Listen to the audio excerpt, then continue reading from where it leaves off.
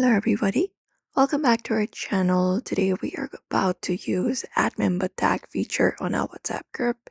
So if you're looking at how to do so, this video will show you exactly through the process. So let's just dive right in and get started. Open up WhatsApp for that, and once you launch the application, you can go to the specific group chat.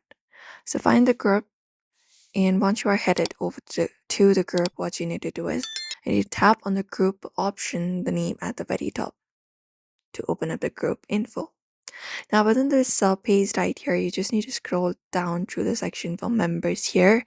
And once you find the members list here, you need to tap on your own name from the list, or tap on this option called add member tag button next to it. Now once you do so, what you need to do is basically enter your tag. You can type in custom levels such as coordinator, sales organizer, etc.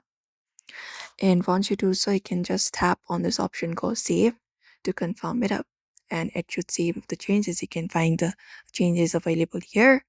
Now what you need to do is, or let's say what happens is, when anybody views your name from the list in the group members list, the tag appears under your name in the messages bubbles and the member list for everyone in the group. It helps to identify the roles, departments, or specific functions within the group for better clarity.